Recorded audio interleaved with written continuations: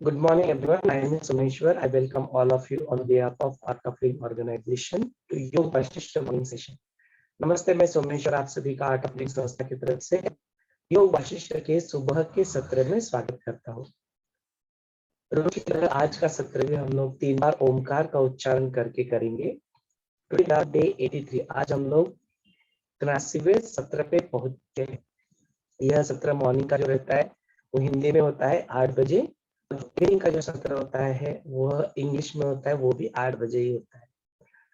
तो चलो let us begin our session by chanting Om 3 times. आराम से बैठ जाए और अपनी आंखें बंद कर लें। रीढ़ की हड्डी सीधी कर ले, गर्दन सीधी, शोल्डर्स रिलैक्स।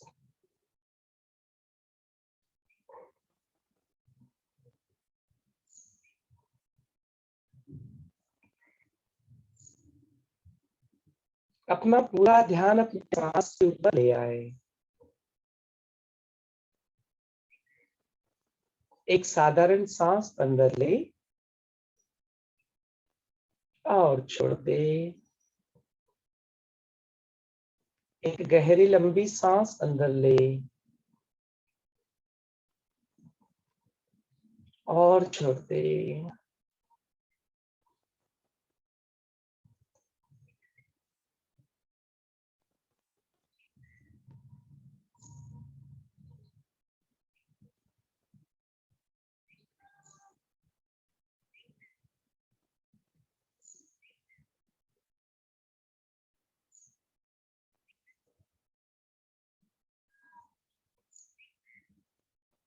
एक और गहरी लंबी सांस अंदर ले और सांस को धीरे धीरे छोड़ते छोड़ते अपने भूतकाल का त्याग कर वर्तमान क्षण में आ जाए।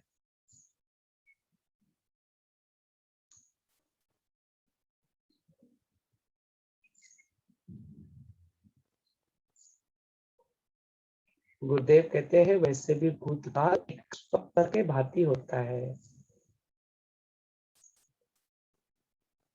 जैसे ही आप जाग जाते हो स्वप्न अपने आप टूट जाता है। The moment you become aware, the dream disappears.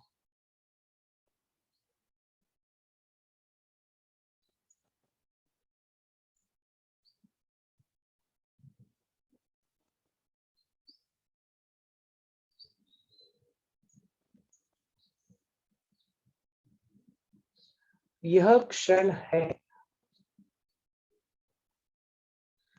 ना नया ना पुराना।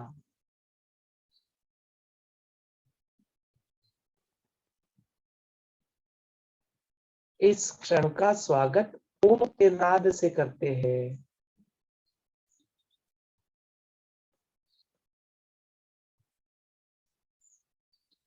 एक गहरी लंबी सांस अंदर ले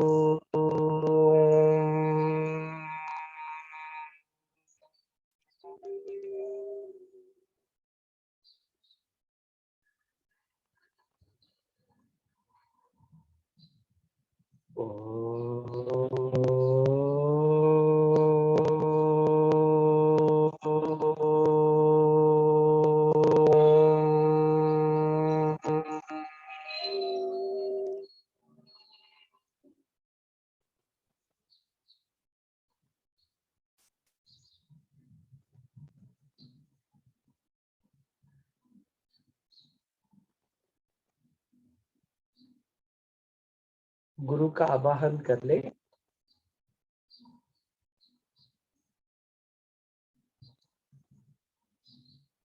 आवाहनम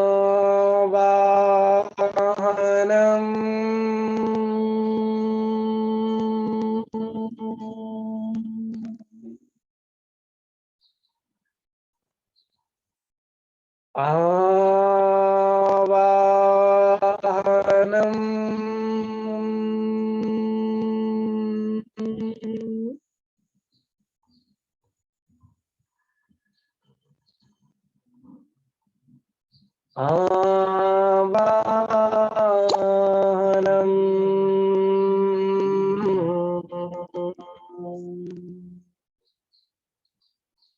पुनः पुनः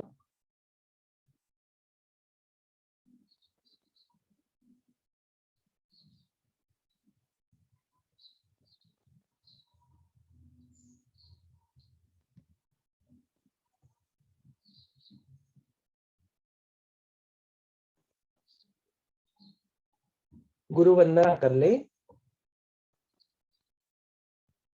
गुरुर्ब्रह्मा गुरुर्विष्णु गुरुर्देवो महेश्वरः गुरुर्साक्षात् परब्रह्म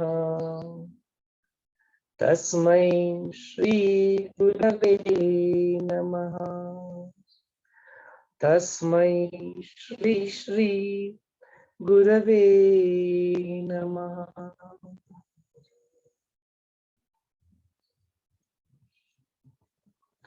गुरु से प्रार्थना कर ले,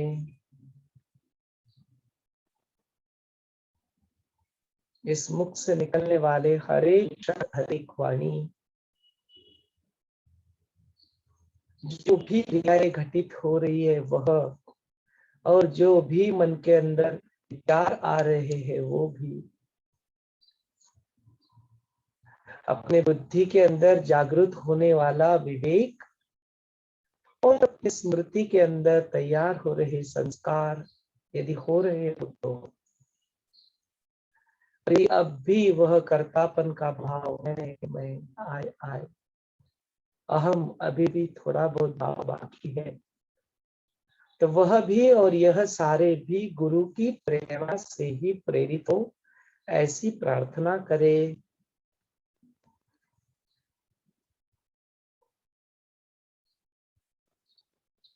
मुक्ति और मोक्ष की राह पे चलने वाले हम लोग गुरु कृपा से इस शिक्षा की मुक्ति का अनुभव कर ले, या कई बार जो छोटा छोटा अनुभव कर रहा है उसको परमानेंट बनाने के लिए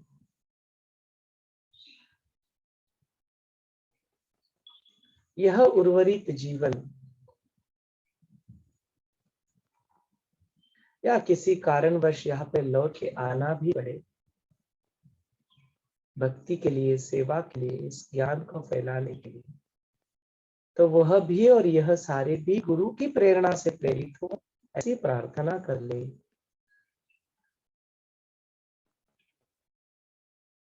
अपने भीतर और बाहर गुरु का सानिध्य महसूस करते हुए धीरे धीरे अपनी गहराई से आंखें खोल सकते हो। Slowly and gradually you may open your eyes.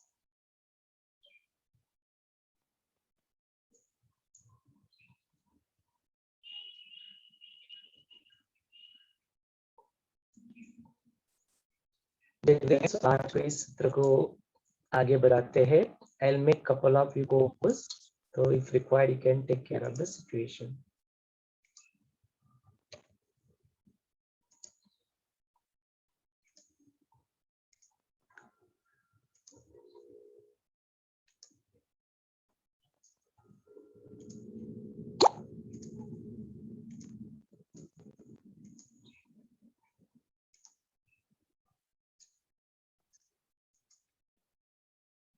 चलो तो आगे बढ़ते हैं। We are into chapter number 5, उपशम प्रकरण चल रहा है योग वशिष्ठ में, और उसका सब चैप्टर जो 60 है, 60, उसको हम लोग आज देखेंगे। यहाँ पे जो भास और विलास की जो कथा है वो आगे बढ़ रही है, और आगे बढ़ते बढ़ते जिस तरह से वशिष्ठ मुनि ज्ञान की पंखुड़ियां यहाँ पे खोल रहे हैं, उससे हम लोग राम को बताते बताते हम लोग उसी से गुजर रहे हैं। तो जो भास और विलास थे, जो मित्र थे, वह बचपन में एक साथ अपना बचपन गुजारने के बाद एक दूसरे के बहुत बड़े परम मित्र वहां पे हो गए होते हैं। और उसके बाद जब उनके माता पिता की देहांत हो जाता है तो वह तपस्या करने के लिए अपने मार्ग पे आगे बढ़ जाते हैं। कुछ देर के बाद, कुछ वर्षों के बाद जब उनके फिर से मुलाकात होती है तो उनमें जो वार्तालाप होता है, वो उनमें जो संवाद होता है वो बड़ा मार्मिक संवाद होता है। हाँ? ना कि इधर उधर की गप्पे, इधर उधर की बातें करे। वह पूरी तरह से अपना जो तपश्चर्या, जो अपना आत्मज्ञान प्राप्ति का जो गोल है, उसी के ऊपर उनकी चर्चा यहाँ पे होते हुए दिखाई देती है। तो उसी चर्चा को करते करते करते करते उनको आत्मज्ञान प्राप्त भी हो जाता है। और जो उनको ज्ञान प्राप्त होता है उसके बाद में वशिष्ठ मुनि राम जी के साथ संवाद करके उस आत्मज्ञान के बारे में ही यहाँ पे अलग अलग तरीके से, यहाँ पे अलग अलग ढंग से, अलग अलग पॉइंट ऑफ व्यू से उसी चीज को यहाँ पे बता रहे हैं।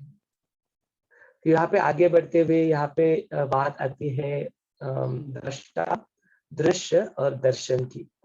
और उससे ही जो प्राप्त होते हैं, जो सुख और दुख के जो अनुभव होते हैं, उसके स्वरूप क्या होते हैं और किस तरह से यह प्राप्त होते हैं, इसके बारे में वशिष्ठ राम को बता रहे हैं।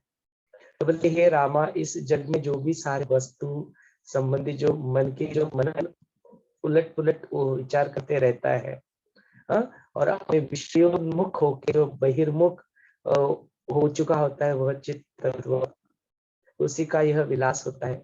ऐसे ज्ञानी पुरुष मानते समझते, उनका वह अनुभव होता है। बोलते इस काल में ही मैंने अमुक चीज की, उस काल में मैंने वैसा किया, कल जाके मैं ऐसा करूंगा, और इस वर्तमान काल में मैं यह कर रहा हूँ। यह जो कर्तापन की जो भावता होती है, यह जो सर्व जो कुछ भी हो रहा है, यह मैं कर रहा हूँ। तो तीन ही जो काल, यहाँ पे जो तीनों काल बताए गए, कल, आज और कल, ये तीनों जो काल बताए, यह एक सिर्फ और सिर्फ एक भासमान होते हैं। इसमें जो दृष्टा, दृश्य, दर्शन जो होता है, ये त्रिपुटी का ही एक विस्तार होता है। और ये तीनों अलग अलग होने की वजह से इनका जो मन का जो वृत्ति होता है, मन की वृत्ति से ही यह तीनों अलग अलग है, ऐसा भासमान होता है। इन रियलिटी दृष्टा, दृश्य और दर्शन अलग अलग होते ही नहीं। और एक चीज यहाँ पे बताइए कि ये सब मन का ही विलास है। और यह जो हम लोग बोलते भी है ना कि वर्तमान काल, भूतकाल, भविष्य काल, असलियत में ये भी कुछ होता ही नहीं है। क्योंकि काल का जो मापन होता है वो सापेक्ष होता है। जो थ्योरी ऑफ रिलेटिविटी हमने आइंस्टाइन के उसमें जो सापेक्षता में पता लगती है, वह हर एक प्लेनेट के ऊपर यहाँ पे कालमापन जो हमने डिसाइड किया वह अलग होता है। और दूसरी जगह पे चले जाए तो वहां का कालमापन अलग जरूर हो सकता है, डिपेंडिंग अपॉन वहां का सिचुएशन, वहां का लोकेशन और वहां की ग्रेविटी की वजह से वह कालमापन की गति जो होती है वो अलग अलग होती ही है। इस तरह से यहाँ पे बोलते, तो इसलिए हम लोग बोलते कि जो कल था, जो भूतकाल था, उसको त्याग को तो हम लोग बोलते भी है। लेकिन भूतकाल नामक जैसी कोई चीज अभी है ही नहीं। इस क्षण में यदि देखो तो भूतकाल नामक कोई सी चीज है नहीं, और खत्म हो चुका है। It doesn't exist. यदि यह बोलते कि वर्तमान काल है और भविष्य काल में कोई मूवमेंट है, ऐसा बोलते हैं, तो यह जब जाएगा वहां पे तो वो वर्तमान काल ही बन जाएगा। तो भविष्य काल जैसे भी कोई चीज यहाँ पे होती नहीं है। तो भूतकाल नहीं है, भविष्य काल नहीं है, और जो वर्तमान काल है, वर्तमान काल में भी इसको वर्तमान भी कैसे करिए, तो बस हमेशा से ही था और हमेशा ही रहेगा। तो यह जो क्षण है, तो उसको नया भी कैसे बोल, हम लोग जब प्रार्थना करते तो बोलते हैं नया क्षण है। तो आज अनायास से मुख से निकल गया कि यह क्षण है, ना नया है ना पुराना है, यह क्षण बस है। तो कैसे इसको नया क्षण भी बोल दे, कैसे इसको पुराना क्षण भी बोल दे, इसको भविष्य के बारे में भी बोल दे। तो बोलते ऐसा कुछ एग्जिस्ट ही नहीं करता है। ये तो बस हमने अपनी काल गणना के अनुसार यहाँ पे उसको बनाया है। जिस वक्त हमने इंटरस्टेलर मूवी देखी, और उस वक्त जब वो टाइम को भी as a physical fifth dimension बना लेता है, तो फिर उस वक्त क्या है, उस वक्त तो है वो है। अब वो उस काल को देख रहा है, वो छोटी बच्ची रहती है, मर्फ रहती है, उसको वो बचपन में भी जाके उसके साथ इंटरेक्ट कर सकता है। वो तो बड़ी हो चुकी है, उसी के भी साथ उसी क्षण में इंटरेक्ट कर सकता है, इसके साथ, बिकॉज वहां पे वो एक फिजिकल डायमेंशन की तरफ टाइम दिखाई देता है, एक अलग आयाम में, एक अलग लोक में, एक पैरेलल यूनिवर्स बोलते हैं वहां पे। तो ये सब चीजें यहाँ पे एक पर्सपेक्टिव से रूप से दिखाई गई है।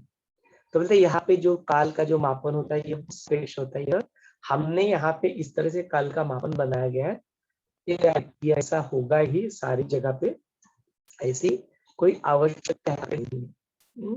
तो इसी के बारे में बताते बताते जो दृष्टा दृष्ट और दर्शन होते हैं, इसके बारे में भी वशिष्ठम ने कई सारी ज्ञान की पंक्तियां यहाँ पे बोलते हैं।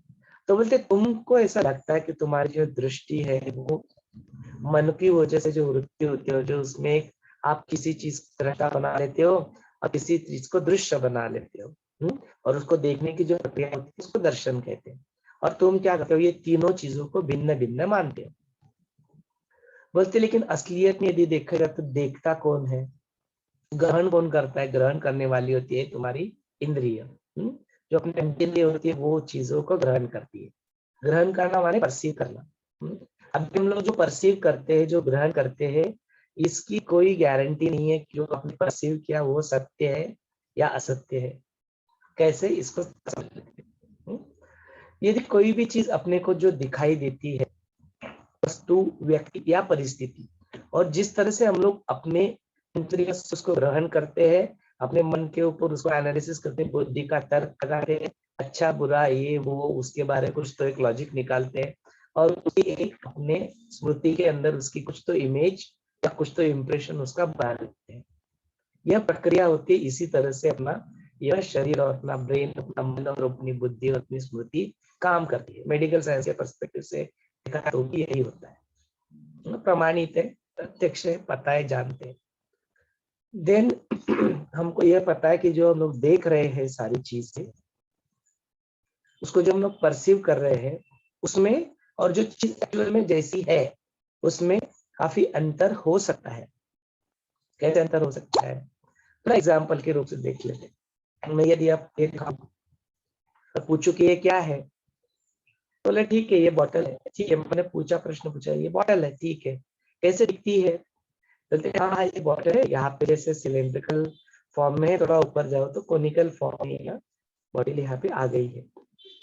तो ये किसी ने बताया, क्योंकि वो बॉटल को यहाँ ऐसे साइड से दिख रहा है। जैसे ही मैंने ये बॉटल को ऐसे कर दिया, अभी मैंने पूछा ये क्या है, तो कोई बता पाएगा कि ये बॉटल है या नहीं है, पता नहीं। क्या कह रहा है, एक सर्कल है, उसके अंदर और एक सर्कल है, यानी ये बॉटल किसी और को इस तरह दिखाई, तो क्या दिख रहा है, कुछ तो सिल्वर दिख रहा है, उसके आजू बाजू में नीला सर्कल दिख रहा है, दो सर्कल दिखाई दे रहे हैं। जो लेकिन इसको ऊपर की ओर दिख रहा है उसको वो इस तरह से दिखे। देखो चीज वस्तु एक ही है। यह अक्सर सिर्फ चीज के बारे में नहीं होता, यह व्यक्तियों के बारे में भी होता है, और यह परिस्थिति के बारे में भी ऐसा होता है कि दो अलग अलग अलग दो नहीं, यहाँ पे 10 लोग भी रहेंगे तो वो 10 के 10 भी उस चीज को देखेंगे, तो वह उसको जो परसीव करेंगे वो अलग अलग तरीके से उसको परसीव करेंगे। और 10 के 10 को पूछा कि क्या हुआ, क्या परसीव किया, तो आपको ताज्जुब नहीं होना चाहिए कि वह 10 के 10 आंसर अलग अलग होने की पूरी संभावना वहां पे होती है। कैसे उसको समझ ले, ये वस्तु थी, तो बात तो बिल्कुल समझ में आ गई। एक चीज को हम लोग अलग अलग डायरेक्शन से अलग अलग लोग देख रहे हैं, तो उनको यह वस्तु अलग अलग तरीके से भासमान हो रही है, उसका ग्रहण वो लोग अलग अलग तरीके से कर रहे हैं। ऑब्वियस दिखता है, समझ में आई थी। ये स्थिति को और व्यक्ति को कैसे हम अप्लाई करें, जो अपने मन की स्थिति होती है उस वक्त जब हम लोग चीजों को ग्रहण कर रहे होते हैं, फॉर एग्जाम्पल अपनी प्राणायाम लो है उस वक्त, अपना योगा प्राणायाम वगैरह को नहीं है, ठीक से खाना नहीं खाया, नहीं भी है, अपनी प्राण शक्ति की स्थिति अगर लो है और सामने वाला व्यक्ति आ जाता है, वो कुछ तो बोलता है, कुछ तो चीजें हो जाती है, क्या हम लोग उसी चीज को, उसी जो बात जो बोली जाती है उसको अलग अलग समय के अनुसार उसको उसी रूप में रिस्पॉन्ड करते हैं क्या? नहीं। अपने मन की जो स्थिति है उसके अनुसार हम लोग उस व्यक्ति की बात को अलग अलग तरीके से परसीव करते हैं और उसको अलग अलग तरीके से रिएक्ट करते हैं। सामने वाला सोच रहा है अभी तो अच्छा सा था, इसको सडनली क्या हो गया, ये ऐसे क्यों बिहेव कर रहा है। उसको भी लगता है कि ऐसे क्यों बिहेव कर रहा है, और हमको भी थोड़ी देर के बाद लगता है कि मैं ही था क्या वो, तो मैंने ऐसा क्यों बिहेव कर दिया है, जरूरत तो नहीं थी लेकिन ऐसा हो गया। क्यों हो गया? बिकॉज आपकी शक्ति, प्राण शक्ति तो वो लो थी, आपकी लो प्राण शक्ति की वजह से आपने रिएक्ट कर दिया। इस तरह से होता है। तो यह परिस्थिति के बारे में हो गया। व्यक्ति और परिस्थिति के बारे में, और यह कैसे अलग अलग चीजें हो सकती है। रियलिटी कुछ और ही होती है, लेकिन कैसे हम लोग गलत तरीके से इसको मिसअंडरस्टैंड करना है, इसको बहुत प्रॉपर वर्ड अगर है तो मिसअंडरस्टैंड करना है इसको बोलते हैं। कैसे हम लोग मिसअंडरस्टैंड कर लेते हैं, कैसे मिसअंडरस्टैंडिंग हो जाती है, उसी की वजह से कैसे कई सारे रिलेशंस टूट जाते हैं, कई सारे लोग डिवोर्स ले लेते हैं, खर्च हो जाते हैं। नो, ऐसे बोलते जा तेरे से मैं जन्म जन्म तक बात नहीं करूंगा, में उसका मुंह नहीं देखते, पूरी जिंदगी खत्म हो जाती है, एक दूसरे से बात नहीं करते। क्यों? यही सारी चीजें मिसअंडरस्टैंडिंग, जो चीजें जैसी है उसको वैसे देखते नहीं है, गलत परसीव कर लेते, उसी को परमानेंट मान लेते, वो भी चेंज हो जाता है, कांस्टेंट नहीं है, उसको ही परमानेंट मान लेते और अपनी जिंदगी को फालतू में खराब कर लेते हैं, इन सारे सुखों और दुखों के चक्कर में फंस जाते हैं। लेट अस सी कि कैसे, जैसे अभी गृहिणी कोई पुरुष है, गृहिणी है, जो भी है, कोई भी है, अपने उन्होंने गैस के ऊपर कुछ तो रखा हुआ है, खाना पका रहे हैं, अभी वो गैस के ऊपर कुछ रखा हुआ है और उनको ऐसे ही जस्ट विदाउट एनीथिंग याद आ जाता है, अरे यार अपने जो मिस्टर है वो बाहर गए हैं, मैंने तो वो दरवाजा बंद नहीं किया।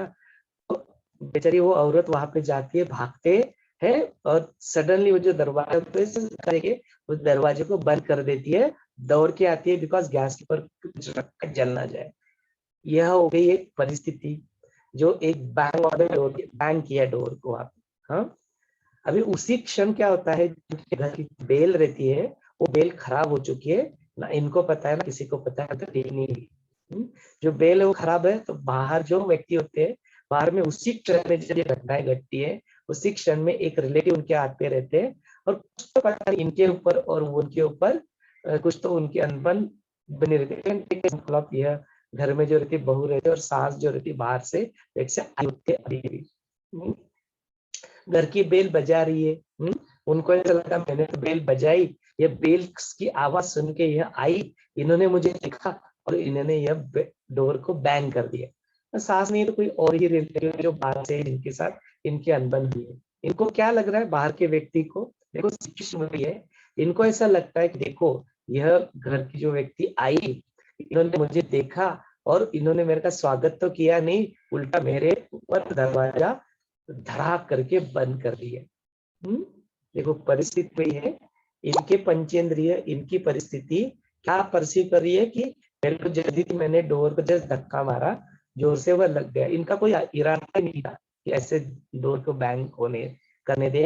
उन्होंने क्या परसीव किया, उनकी परिस्थिति की वजह से ये डोर तो उन्होंने मेरे ऊपर जानबूझ के बैंग कर दिया, जानबूझ के इन्होंने मेरे ऊपर वह डोर को थोप दिया है। देखो कैसे दृष्टा कौन है, इधर एक दृष्टा बैठा है, इधर एक दृष्टा बैठा है, कुछ तो दृश्य है बीच में जो सेम है, उसी दृश्य को ये दोनों दर्शन कर रहे हैं, और दोनों ने अलग अलग तरीके से उस दृश्य को अलग अलग ग्रहण कर दिया। और देखो कितना बड़ा प्रॉब्लम इसकी वजह से इनकी जिंदगी में हो जाता है। वो फालतू में इसको कुछ बोलेंगे और ये फालतू में उसको रिएक्ट करेंगे, तो बस हो गया, वहां पे झगड़े का कारण बन गया। तो बोलते ही यहाँ पे उन्होंने बताया कि इस बात को समझना अपने जीवन में, दृष्टा दृश्य और दर्शन को अलग अलग नहीं समझते हुए, यदि जो देखने वाला दृष्टा है वो भी, और जो दृश्य है वो भी, और जो आजू बाजू व्यक्ति सिचुएशन जो भी है, उस सभी के अंदर एक ही तत्व, एक ही तत्व को यदि तुमने देख लिया, एक ही शिव तत्व तुमने कभी देख लिया, तो ये जो सारी उत्पन्न होने वाली मिसअंडरस्टैंडिंग है, इसके लिए कोई सच्चाई नहीं बैठी।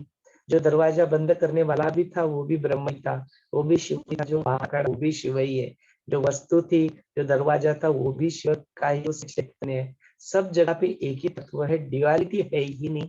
जब ड्युअलिटी नहीं है तो कोई कौन किसके साथ गलत करेगा और कौन किसके लिए गलत परसीव करेगा।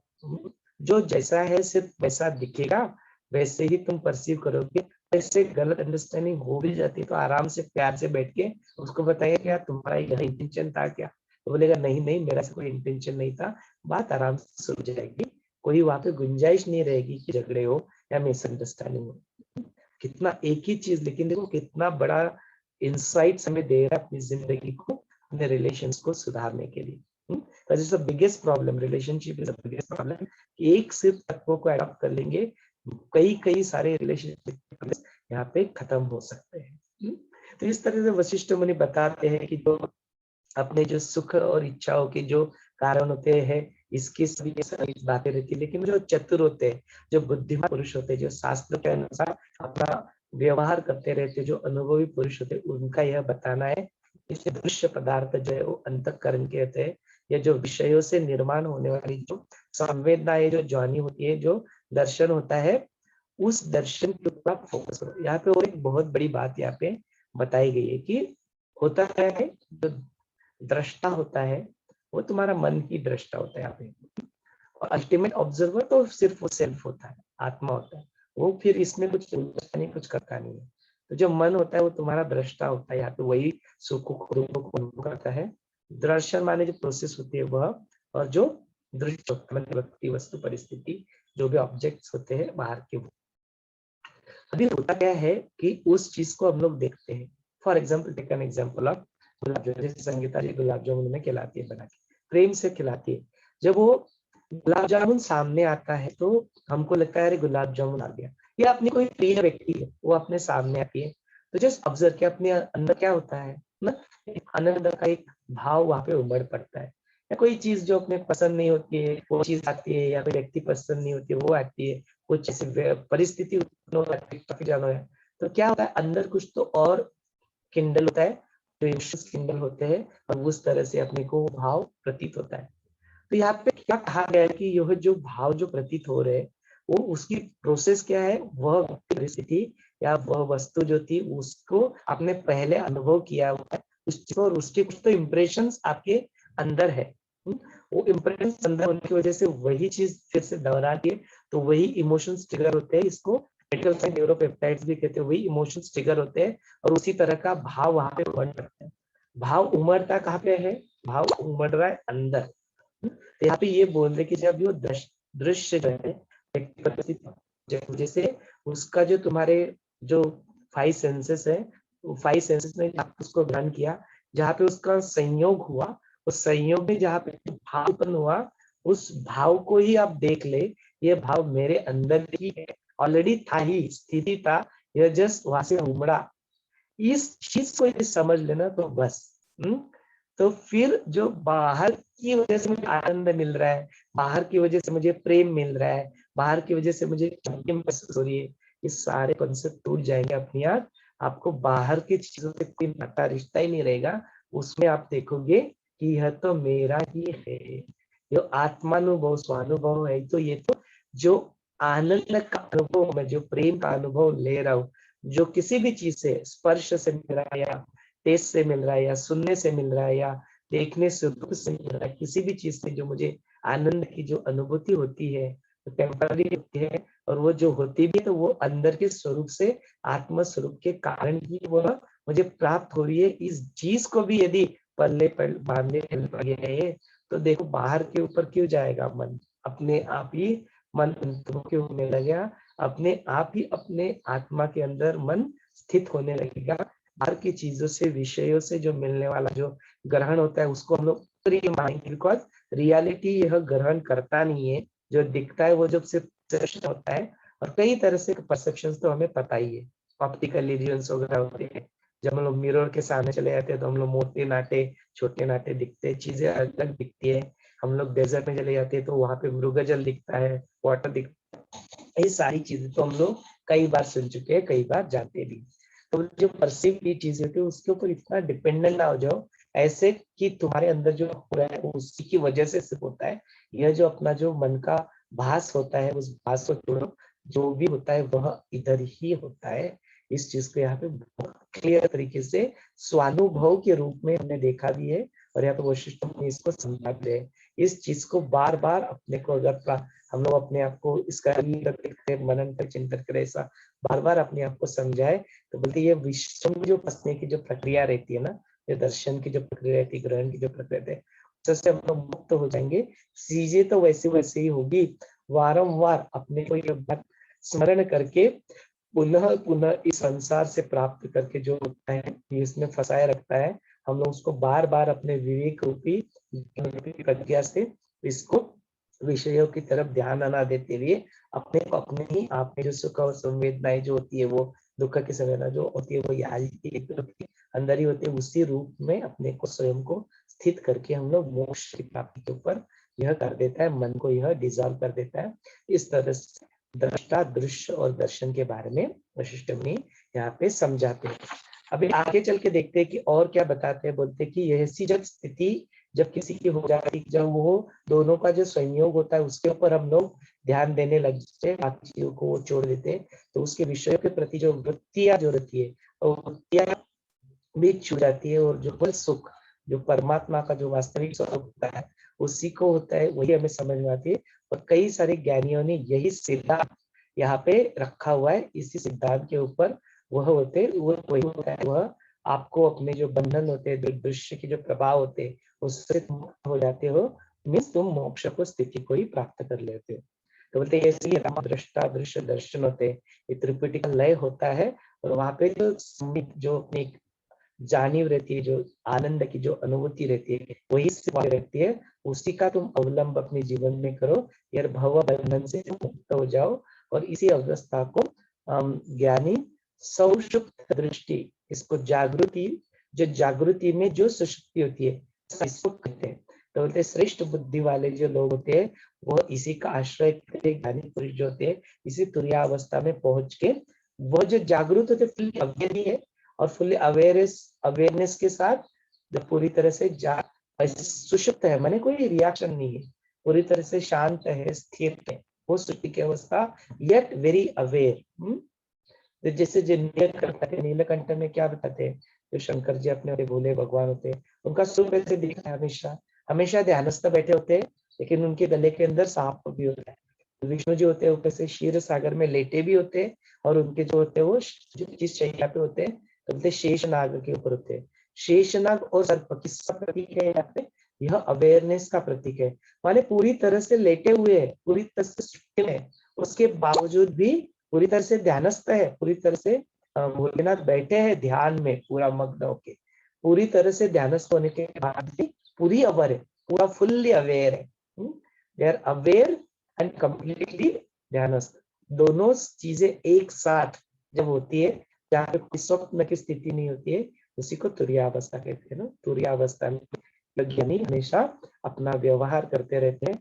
उस वक्त इन ज्ञानियों के मन में, जीवन मुक्तों के मन में कोई भेद नहीं रहता, अच्छा ना बुरा, पाप ना पुण्य, ना मुझे स्वीकार ना रिजेक्शन, किसी भी प्रकार का भेद नहीं रहता है, भेद रहित होते, विशेष यहाँ पे कोई भी चीज का विषय होती है, यहाँ पे कोई विषय नहीं रहता है, यहाँ पे कोई विशेष नहीं रहता है, कोई इनके लिए विशेष है ऐसी बात नहीं, सब समान यहाँ पे होते हैं, विकार रहित होता है, किसी भी प्रकार की काम अपने जो षड्रिपुष जो होते हैं, सारे जो विकार होते हैं ना, काम, क्रोध, लोभ, मोह, इन विकारों की यहाँ पे जगह नहीं रहती, जो जैसा होता है वही उनको ऐसा प्रतीत होता है, जो परमानेंट होता है परमानेंट दिखता है, जो टेम्पररी होता है वो टेम्पररी दिखता है, जो जैसा है उसी तरह से यह करते हैं। एक ही वस्तु को सारा जगह पे, एक ही वस्तु परिस्थिति में एक ही चैतन्य की यह भावना करते हैं, वही चैतन्य सब जगह पे इसी करते, अर्थात बोलते यह जो होता है, जो आत्मा का स्वरूप होता है, वह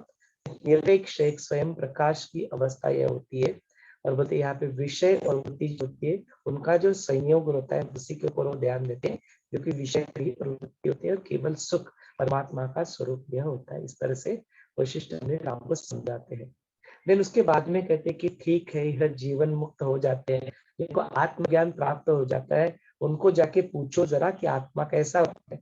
तो ये हमेशा किसी को भी आज तक, किसी भी ज्ञानी पुरुष को, किसी को भी पूछो, तो बोलते उनको पूछो कि आत्मा का स्वरूप क्या होता है, तो बोलते कोई नहीं बताता कि आत्मा ऐसा होता है, आत्मा वैसा होता है। हमेशा यही बताते हैं कि हम उसको अनुभव तो करते हैं, लेकिन जैसे ही शब्दों में उसका वर्णन करना शुरू करते हैं, हम लोग कर ही नहीं पाते। नो, आदि है, अनादि है, अनंत है, कुछ सारे तो उसके एडजेक्टिव बताते, लेकिन वो है क्या बोलते कोई नहीं बता सकता।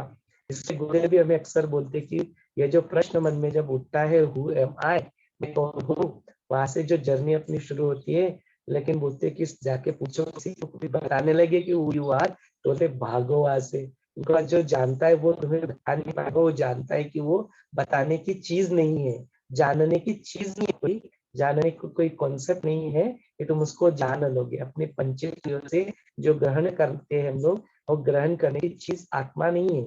कैसे तो बता देगा कि आत्मा क्या है, बोलते जो बता रहा है भागो वहां से, वो जाना नहीं है। जो जानता है वो बताएगा नहीं, क्योंकि वो भी जानता है कि वो जानता नहीं। तो ये बात है, तो ये सिर्फ अनुभव से होता है। इसलिए बोलते हैं कि कोम का जो उत्तर है कि आई एम दैट, वो जो सोहम की जो बात बोलती है, वो सोहम से बोलती है I am that. Who is that, कोई नहीं बताएगा, सिर्फ बोल सकते मैं भी वही हूँ, लेकिन मैं क्या हूँ कोई नहीं बता सकता। इसका उत्तर शास्त्रों में सब जगह पे सभी ज्ञानियों ने सिर्फ इतना ही वर्णन किया है। तो एड्रेस अगर करना है तो मैं यह नहीं हूँ, मैं यह नहीं हूँ, नीति नीति नीति ही उसको सिर्फ एक एड्रेस करने का एक तरीका बन जाता है, मैं यह नहीं हूँ। और स्वानुभव की बात होती है, इसीलिए बोलते कि दुनिया की तुम्हें गुरु भी सिर्फ एक राह बताएगा, कभी भी तुम्हें गुरु आत्मदर्शन तुम्हें खुद को ही करना पड़ेगा, उस राह पे चल के तुमको ही चलना पड़ेगा, स्वानुभव ही होगा, तभी जाके यह पॉसिबिलिटी बनती है कि तुम अपने आप को जानो। अदरवाइज बिल्कुल कदापि यह शक नहीं कि कोई तुम्हें अनुभव में नहीं ला सकता, तुम्हें ही प्रयत्न करना पड़ेगा, तुम्हारे ही अनुभव में वो चीज आएगी, तभी ये जाके बात बनेगी। तो बस जो प्रत्यक्ष और अप्रत्यक्ष की जो भावना रहती है, उसकी वजह से जो ग्रहण करते हैं, उसकी वजह से जो रिस्पॉन्ड भी करते हैं, यह आत्मा के बिल्कुल परे है। इसकी कैपेसिटी बहुत लिमिटेड है, लॉजिक बहुत लिमिटेड है, जो दृष्टि होती है वह लिमिटेड है, जो तुम्हारा दृष्टा जो मन देखते रहता है उसका कैपेसिटी लिमिटेड है। आत्मा कभी उसकी कैपेसिटी में आ ही नहीं सकता। आदि है, अनादि है, अनंत है, आजन्मा है, अविरत होता है, ना कोई जन्म है ना विलय होता है। इस तरह से जो होता है वही चैतन्य होता है। इस तरह से यहाँ पे वशिष्ठ मुनि राम को बताते, जब सब आपकी हाथ में यह चिंतामणि आ जाएगा तो सारी इच्छाएं अपने आप यह चिंतामणि आपकी पूरी कर देगा। यह ज्ञान जो होता है यही वो चिंतामणि की प्राप्ति की तरह होता है, जो तत्वज्ञता होते हैं, वही स्व के स्वरूप की स्थिति में उसी को यह मुक्ति कहते हैं, इसको मोक्ष कहते हैं, और इसी में यह सब रहते हैं। यहाँ पे सावधानता का इशारा करते वशिष्ठ मुनि दे रहे हैं कि हे रामा, ये जो आप्त वाक्य जो हम लोग बोलते हैं और वचनों के सहायों से, यह आत्म संबंध की जो केवल अनुमान लोग लगाते पढ़ते उसको बुद्धि से समझने का प्रयास करते हैं, वो आत्मज्ञान नहीं होता है। आत्मज्ञान ऐसे प्राप्त होता ही नहीं है।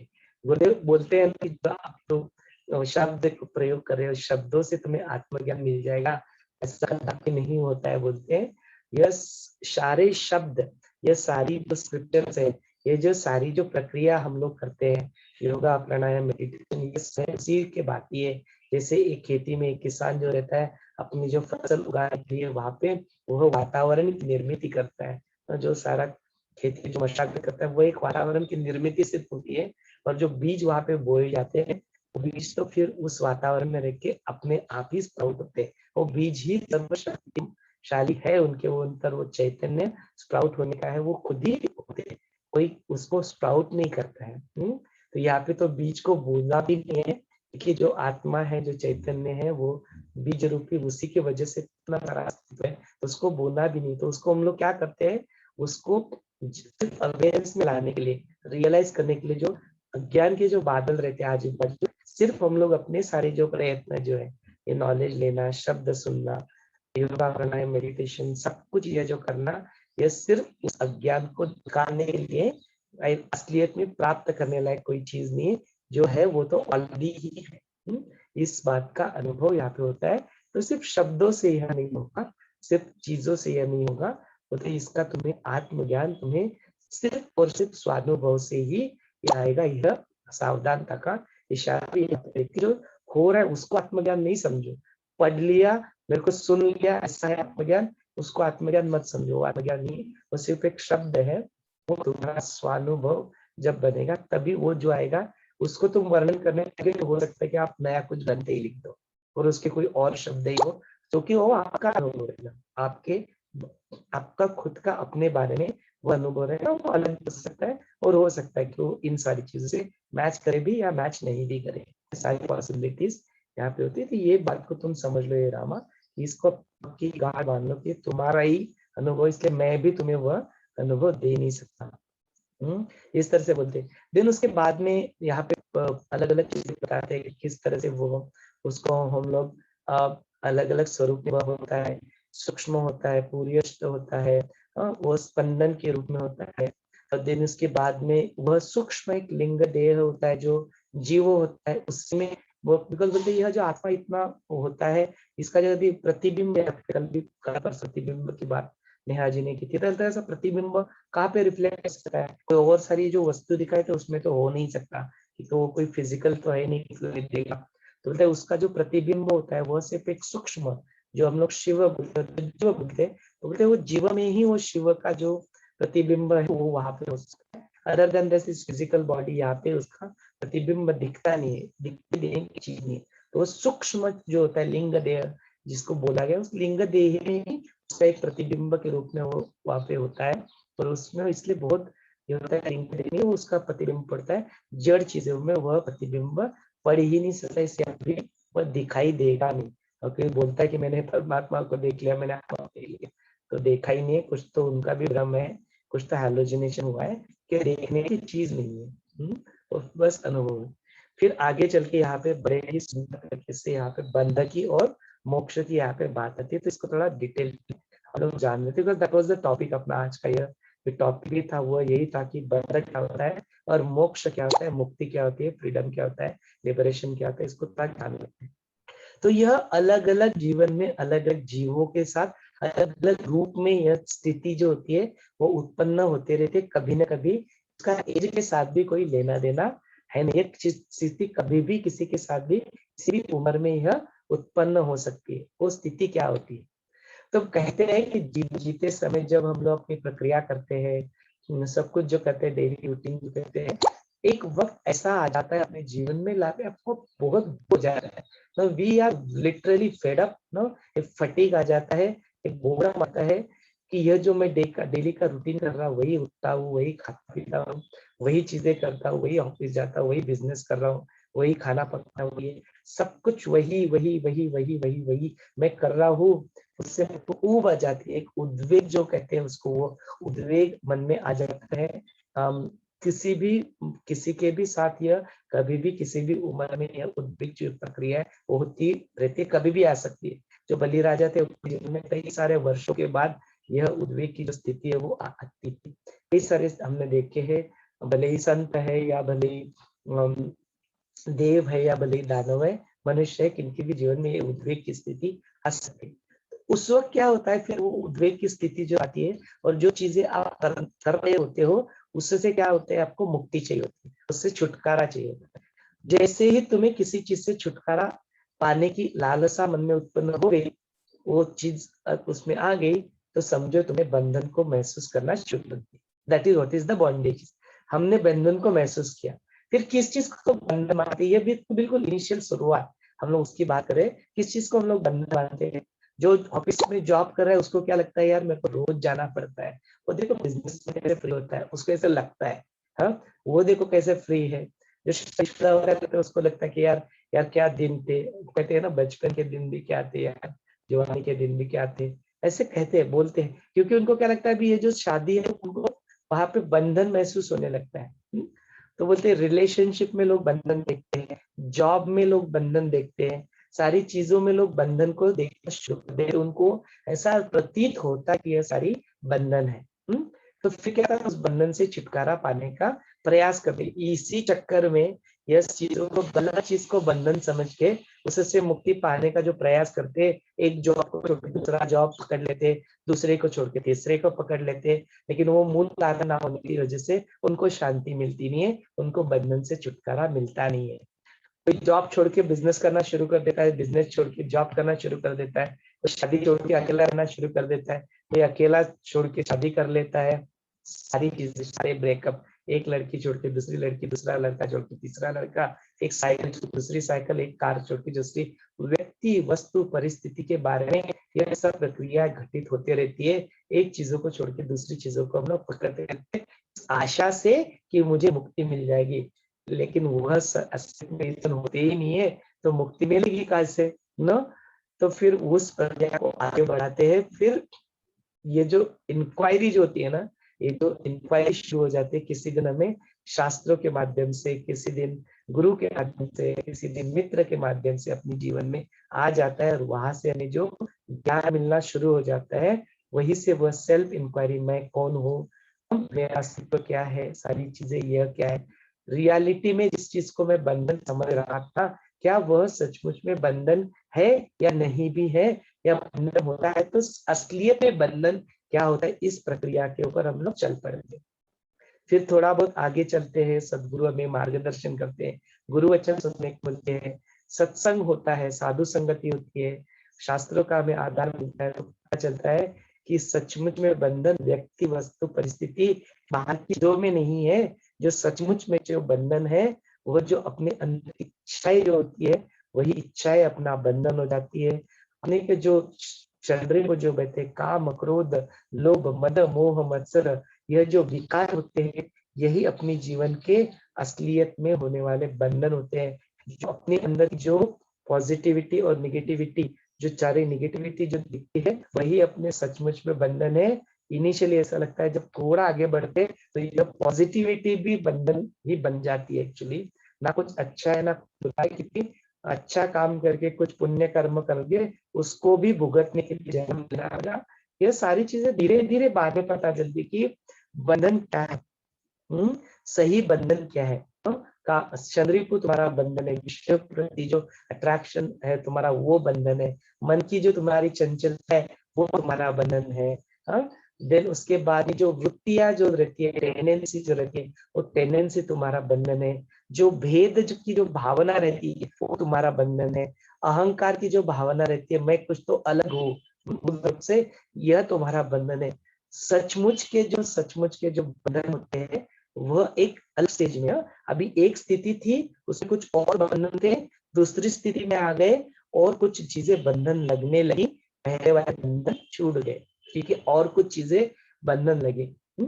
लेकिन और थोड़ा जर्नी आगे बढ़ता है, और थोड़ा योगा, प्राणायाम, मेडिटेशन, गुरु के ऊपर श्रद्धा, ग्रेटिट्यूड, इन सारी चीजों को आगे बढ़ाते बढ़ाते फिर एक दिन ऐसा समय आता है जब वो शांति, वो परमानंद की स्थिति, उसका हमें अनुभव होने लगता है। वो अनुभव बीच बीच में कई बार होता भी, लेकिन हम अवेयर नहीं होते, अरे यार यही चीज है, यही मुक्ति है, यही मोक्ष है।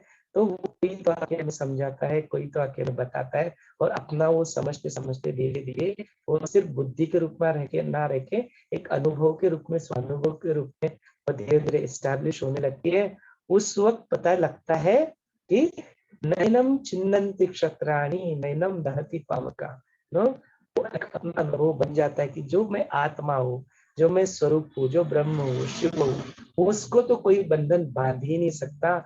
उसको तो यह विकारों से अटैच नहीं है, यह सारी विषयों से भी वह अटैच नहीं है, बाहर के वस्तु की स्थिति से भी वह अटैच नहीं है। वह तो किसी भी प्रकार से किसी भी चीज से अटैच ही नहीं है, तो वो तो ऑलरेडी ही मुक्त है।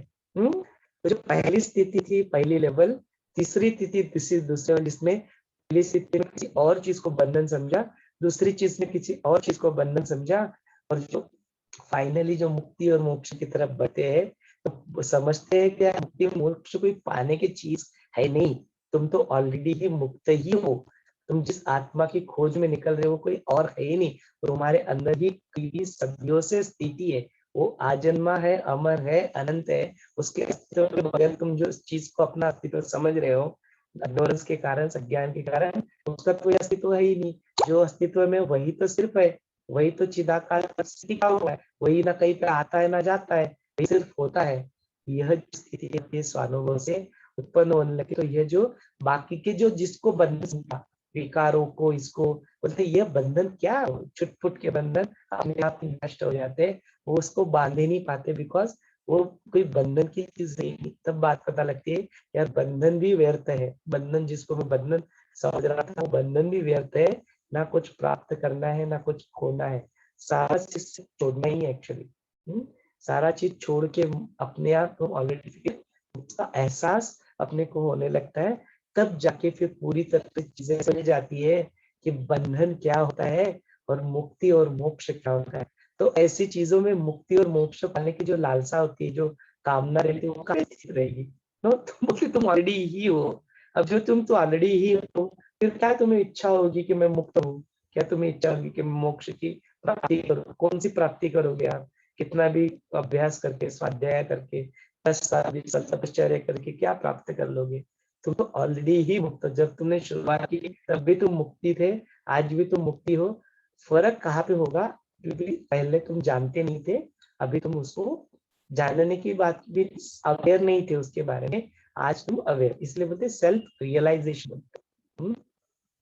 ये बात है। तो इस तरह से यहाँ पे बंध और मोक्ष के बारे में भी हमें वशिष्ठ मुनि यहाँ पे बताते हैं, समझाते हैं। तो बोलते यही इस तरह से होता है। जब यह होता है तो सारिया अपने जो कर्तृत्व की भोक्तृत्व की जो भावना, जो भेद होते हैं सारे, तो अपनी सारी भ्रांतियां होती है, अपने आप नष्ट हो जाती है। इनको जो मृगजल होता है, जब मृगजल समझ में आ जाता है कि यह मृगजल है, तो उस बात खत्म हो जाती है। तो गुरुदेव को पूछा कि माया है, इसको मैं कैसे समझू? हाँ, और फिर समझने के बाद इसको मैं नष्ट करूँ, छोड़ू कैसे? बोलते माया से निकलना ये बहुत बड़ी माया होती है। बोलते माया को समझ लिया ना तो बस कुछ करना नहीं है। उसके बाद में फिर खुश रहो, आनंद रहो, जाओ इस ज्ञान को बांटो, आनंद में खुश रहो। कुछ करना नहीं है उसके लिए। जान लिया ना कि माया को बस बात हो जाए, खत्म। जो जान लिया कि ये मृगजल है, तो फिर उसको मृगजल को मिटाने की कोशिश नहीं करते, वो मिटेगा नहीं। तुम जाके डेजर्ट के ऊपर जाके वो कहीं दूर जगह में मृग दिखाई दे रहा है, वो मृगजल तुम मिटा नहीं सकते, उसको मिटाने का प्रयत्न नहीं कर, जस्ट अपने आप ही उसको रहेगा भी, तो भी कोई तुम्हें फर्क नहीं पड़ेगा। तो तुम्हें अवेयरनेस के साथ अभी पहचान लिया, जान लिया कि यह मृगजल है। इस तरह से मृगजल है तो उसको छोड़ो, माया है छोड़ो, इसको समझ लिया तो तब फिर द मोमेंट एक दिया जल जाता है तो अंधकार को नष्ट करने की प्रयत्न नहीं करना। अंधकार अपने आप ही वहां पे नष्ट हो जाते हैं, अपने आप ये सारे बंधन छूट जाते हैं, अपने आप होते ही नहीं है बंधन रियलिटी में। तो इस तरह से यहाँ पे सिस्टम में इतना गहरे डेप्थ में मेरे को लेके जाते हैं ना, इसके जो अनुभव है जो आपके साथ अभी शेयर किया, इस तरह से अपनी बुद्धि का पूरा निश्चय ये लोग बना लेते हैं, जीवन मुक्त हो जाते हैं। तो बोलते जिस वक्त ये जीवन मुक्त हो जाते हैं, तो जीवन मुक्त की जो अपनी जो शोभा होती है, बोलते उस शोभा की मैं क्या बात करूं। तो ज्ञानियों के जो लक्ष्मी की, जो ज्ञान की लक्ष्मी की शोभा जो विराजमान इनमें होती है, यह पूरी तरह से अपने आप को स्थित प्रज्ञ बना लेते हैं। पूरी तरह से यह हो जाते हैं ना, किसी चीज से इनको बहुत ज्यादा हर्ष होता है ना किसी चीज से इनको बहुत शौक होता है। ये जिसके साथ यह लोग रहते हैं उस तरह का व्यवहार ये करते हुए दिखाई देते हैं। सारी चीजें जो जैसे रहते हैं वैसे ही यह व्यवहार यहाँ पे करते रहते हैं। जिस तरह से बोलते हैं कि ये कल्पांत के वक्त जो समुद्र होता है वो अपने पानी को, स्थिति को लांग देता है, पूरी सृष्टि को अपने अंदर डुबा लेता है, काल ऐसा होता है। तो बोलते यही होता है कि जब यह ज्ञान प्राप्त हो जाता है, यह इसको सेल्फ रियलाइजेशन जब हो जाता है, तब यह शरीर तो मर्यादित शरीर के ऊपर कैसे रह सकता है, वो अपने आप को सब जगह सर्वव्याप्त रूपी ही अनुभव करता है। उसको अपने जगह, अपने अलावा और कुछ दिखाई नहीं देता है। तो वो बोलते हैं वो देहाभिमान जो होता है उसका त्याग अपने आप हो जाता है, अभिनिवेश रहता है वो हो जाता है, और वो समुद्र के भांति एक गंभीर शांत कृष्ट धैर्य को प्राप्त करके मेरू पर्वत के भांति वह अत्यंत स्थिर हो जाते हैं। जैसे किसी ज्ञानी पुरुष के जो चरित्र होते हैं उसके हम लोग देखे, उसकी तो प्राप्ति होती है, तो बोलते इससे जो होते सर्व लोग इच्छा तो करते रहते, वो खुद जो जीवन मुक्त रहते हैं वह किसी चीज की इच्छा नहीं रहते। बोलते देखते कि ऐसे जीवन मुक्तों की सारे लोग तारीफ करते रहते हैं कि वो खुद किसी की तारीफ नहीं करे। उनके लिए कोई तारीफ करने के लिए कोई विशेष रहे तो तारीफ करे, उनके लिए सभी सेम, उनको सभी सेम दिखाई देते हैं। तो बोलते वह किसी ना खुद की करते हैं ना किसी और की तारीफ वहां पे करते हुए दिखाई देते, स्तुति नहीं करते। बोलते कोई भी दुख से वो इस तरह से हड़बड़ा नहीं जाते हैं, किसी भी चीज की वजह से वो गर्व से फूल नहीं जाते हैं, इसी तरह से अपने आप को एकदम लो फील नहीं करते, किसी भी चीज से बद्ध नहीं होते हैं, कोई भी चीज उनके लिए अनुकूल या प्रतिकूल नहीं होता है। कोई भी चीजें उनके लिए जीवन मुक्त जो रहते हैं वो आसक्ति नहीं होती। कोई भी चीज की आसक्ति वहां पे अनासक्ति की जो स्थिति रहते हैं, जो असंगो हम जो हमका देखा था, असंगो हम असंगो जो स्थिति, उसको वो हमेशा बनाए रहते हैं। वो किसी जो उनके साथ प्रेम से व्यवहार करे, उनके साथ प्रेम से व्यवहार करे। कोई वहां पे लड़ाई करता है तो they don't have an hesitation, वो उसके साथ लड़ाई से जिस कृष्ण देखो अपने अच्छे बड़े बड़े तत्ववेत्ता भी थे, ज्ञानी थे, और बड़े पॉलिटिशियन भी थे, युक्ति का भी प्रयोग करते थे। तो जो जैसा है टिक फॉर टैक करते थे, ऐसा नहीं कि उसके साथ तुम अच्छा व्यवहार करो, जो जैसा है वैसे साथ व्यवहार करो। बिकॉज उनके मन में अच्छे और बुरे की संकल्पना ही नहीं होती है कि मैं इसके साथ अच्छा व्यवहार कर रहा हूँ, इसके साथ मैं बुरा व्यवहार करूँ। वो बस टिक फॉर टैक, लबार को लबार की तरह डील करते, अच्छे को अच्छी की तरह वह डील करते। बिकॉज उनके मन में कोई कॉन्सेप्ट नहीं, सारे कॉन्सेप्ट भी टूट चुके हैं, पाप और पुण्य के सारे कॉन्सेप्ट भी टूट चुके हैं। तो दे डोंट माइंड। इस दुखी व्यक्ति के साथ पास जाते तो उनको उनका दुख इतना अपना लगता है, इतना कंपैशन पर मन में उत्पन्न हो चुके थे कि किसी और का भी दुख उनको अपना खुद का ही दुख लगता है। तो उनके साथ भी उस तरह से वो रहते हैं। तो बोलते ऐसे जो स्वयं जो बड़े धैर्यशील यहाँ पे होते हैं, आनंद होते हैं, हमेशा प्रसन्न रहते हैं, ऐसे पुण्यप्रद चरित्र जो जिनका होता है, उनका वर्णन यहाँ पे कोई खेद और दुर्विचार उनका यहाँ पे नहीं होता। इस तरह से अलग अलग वशिष्ठ मुनि उन्हीं चीजों को यहाँ पे बोलते कि एक बिल्कुल बालक होते तो बालक के भांति वह व्यवहार करते, किसी वृद्धों के साथ होते तो बड़े शांत और वृद्धों की तरह व्यवहार करते हैं, किसी यूथ के साथ होते तो उनकी तरह बिल्कुल पूरी इंतुजियाज्म में, वो पूरा इंतुजियाज्म इनके साथ होता है। गुरु को देख लो आप, अपने गुरुदेव को देख लो, ये सारी क्वालिटीज आपको बहुत ऑब्वियस तरीके से उनमें बिल्कुल ऐसे त्रिगुणा सहित जो है अभी अपने सगुण रूप में जो है उनके अंदर देख लो, ये सारी क्वालिटीज आपको बड़े ही इजीली वेरी ऑब्वियसली यह दिखाई देगी। तो वशिष्ठ मुनि होते ये सारी क्वालिटीज को अपने जीवन में एग्जिबिट करते हैं।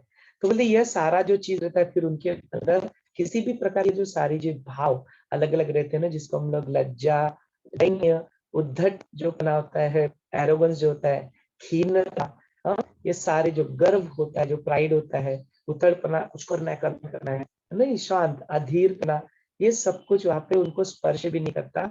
वो तो बिल्कुल चिरकालीन एक आकाश के भांति अति निर्मल स्वरूप में सुप्रसन्न के साथ वही अपने आप में ही उनके बोलने से, उनकी कृतियों में सारी चीजों से वही झलकता है, वो वही स्थिति को रहते हैं। तो जो नॉर्मल जो पुरुष है, किसी को देख के जो ज्ञानी पुरुष होते हैं, उनकी योग्यता की कल्पना हम लोग सामने नहीं लगा पाते, नहीं लगा पाते बोलते, बिल्कुल उनके व्यवहार जो रहते हैं ना, जो बिहेवियर रहता है, वो हो भी सकता है कि ज्ञानी के भांति हो भी नहीं सकता है। उनके बड़े विचित्र व्यवहार वो लोग कर सकते दिखाई देते हैं, या उनके व्यवहार बिल्कुल विचित्र नहीं होते, बिल्कुल नॉर्मल आदमी की तरह ही उनके सारे व्यवहार होते हैं। तो पता लगना बड़ा कठिन हो जाता है कि सामने वाला ज्ञानी है या नहीं है। उनके बाहर के व्यवहार से, बाहरी रूप से ज्ञानी होना या होना, जैसे अष्टावक्र थे, उनके बाहरी रूप से लोगों ने उनको करते थे, लेकिन राजा जनक जानते थे कि वह ज्ञानी है। तो बाहर की चीजों से मत देखो उनको, उनके व्यवहार की बाहर से रूप में, उनका अंदर के ज्ञान तत्व है उसको देखो। आत्मा जो सब में जो सेम स्थित होता है उसको तुम देखो, तो फिर बाहर रूप से ज्ञानियों की योग्यता का नहीं लगा सकते। उनके बाहर के व्यवहार कुछ अलग भी हो सकते हैं, डोंट एक्सपेक्ट एनी। उसके बारे में, ज्ञानियों के बारे में ऐसे कॉन्सेप्ट मत बना लो, ज्ञानियों का व्यवहार ऐसे, इसमें कई लोग फंस जाते हैं, बोलते अरे ये तो बड़ा ज्ञान की बात, कैसे बिहेव कर रहा है, देखो ऐसे कैसे कर रहा है। अरे वो जो कुछ भी कर रहा है उसको छोड़ो, तुम उसमें जो जो मोतियों की बात की, जो वाटर होता है उस वाटर को छोड़ो, नो उस अमृत को पकड़ो। कल भी जब बात हुई थी, वशिष्ठ की जब बात हुई थी, यहाँ पे जो सारी जो कहानी यहाँ पे बताई गई, सारी जो है इतनी, कहीं ये मिथ्या तो नहीं है, कहीं ये सिर्फ कहानियां तो नहीं है, क्या सचमुच ऐसा हुआ था? अरे छोड़ो, वो कहानियां भी है या सच भी है, ये जगत रियल भी है अनरियल भी है, उससे तुम्हें क्या लेना देना, तुम उससे क्या करो। शास्त्रों में जो थे, क्योंकि हो सकता है ना ये सारे शास्त्रों को लिखते लिखते लिखते लिखते उसमें वो जो बिसर जो हो जाती है ना, अपने ओपिनियंस को डाल डाल के, ये से उस तरह से वो थोड़ा बहुत उसमें वो जो पानी आ सकता है, लेकिन बोलते छोड़ो उस पानी को, दूध के अंदर हंस बन जाओ, उस हंस के भांति उसमें से दूध निकाल के आप दूध को रख लो ना, मोतियों को चुन लो, मोतियों को रखो ना, ज्ञान के मोतियों को पकड़ो, बाकी चीजें वहां पे रहेगी रहेगी रहेगी। सो व्हाट, हाँ, छोड़ो बोलते उसको, तुम उसको छोड़ दो। बोलते जो चीजें होती है उसको तुम सही किस्सा पकड़ लो। बोलते ज्ञानियों के जो व्यवहार होते हैं उनको व्यवहार को पकड़ना ही, उनको छोड़ो। तो ऐसे जो निर्विकार, ऐसे जो जीवन मुक्त होते हैं, तीनों लोक में अपना भ्रमण भी कर सकते हैं, तीनों लोक में इनका व्यवहार सेम ही रहता है, उनको कोई फर्क नहीं पड़ता स्वर्ग या नरक के, सुख है या दुख है, अच्छा या बुरा, पाप या पुण्य, ये सारी चीजें उनके यहाँ पे होती ही नहीं है। तो बोलते इस तरह से कई सारे लोग हे रामा पूर्व काल में भी हो चुके हैं ऐसे जीवन मुक्ति के जो कोटि कोटि जो बड़ी बड़ी जो संत हुए हैं, उनको हर्ष विषाद के विकारों से वह दूर होते हुए देव राक्षस मनुष्य अलग अलग रूप से हो गए। तो फिर बताते हैं कि विदेह नगरी के जो जनक राजा थे वो, तुम्हारे जो पूर्वज थे वह दिलीप राजा थे, महाबुद्धिमान मनु थे, मांडका राजा थे, जो बलि राजा, नमुची, वृत्तासुर, प्रहलाद, शंबरासुर, ये सारे दैत्य भी कई सारे हो गए। देवताओं में भी अग्नि, कई सारे बृहस्पति दैत्यों के जो गुरु थे शुक्राचार्य, कई सारे ऐसे संतों की जो आत्मज्ञानी वशिष्ठ मुनि, विश्वामित्र, ये सारे जो हो चुके हैं, इनका पे एक नाम लेते हैं।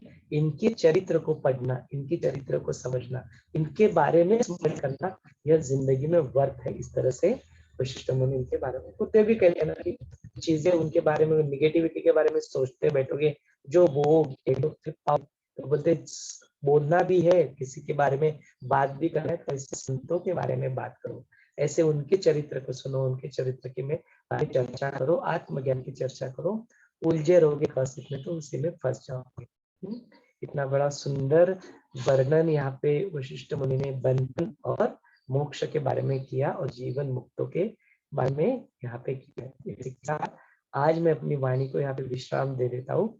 इस सत्र को आपका होने करता हूँ। यदि आपके मन में कुछ प्रश्न है, कुछ शंका है तो जरूर यहाँ हो जाए शंकाओं से भी। और ऑलरेडी मुक्ति का अनुभव कर ही रहे हो तो अपने आप को जरूर यहाँ पे व्यक्त भी कर सकते हैं। और आपकी तरफ से आपको कुछ कंट्रीब्यूट करना है, जरूर हमें भी उसमें से कुछ सीख मिलेगी, आप जरूर कंट्रीब्यूट भी कर सकते हैं। ऑल जय गुरुदेव।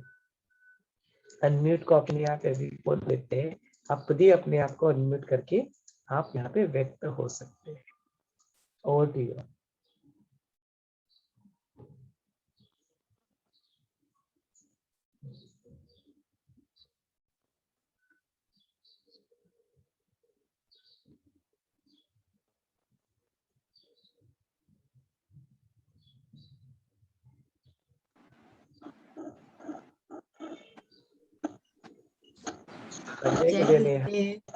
Yeah.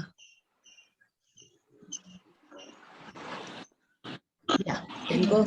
Neha can go ahead. I'll talk it.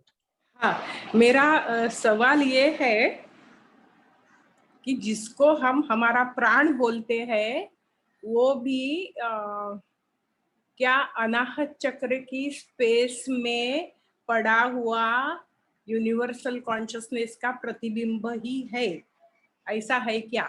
ये मेरा सवाल है।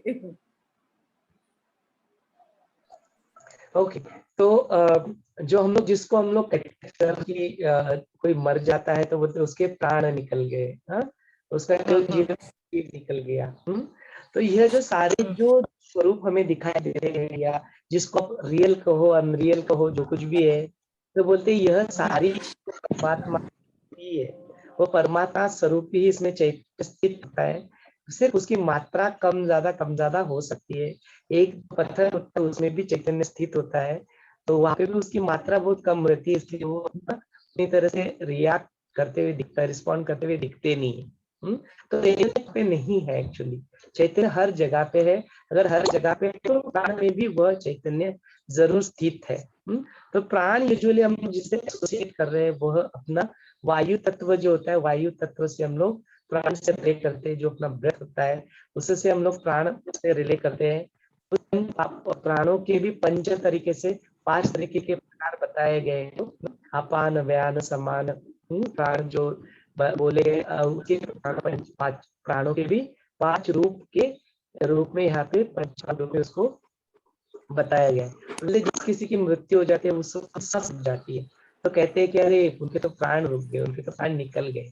तो दो चीजें यहाँ पे होती है, एक तो प्राण निकल गए एक चीज होती है, क्योंकि इस निकलते अलग अलग चीजें निकलते हैं ना, तो आपकी फिर पहले गंदा की जो अपनी ये होती है वो भी आपकी छूट जाती है, साइट होती है दृष्टि वो भी छूट जाती है, और सुनने की जो शक्ति है वो भी कम हो जाती है, अलग अलग चीजें धीरे धीरे कम होती है।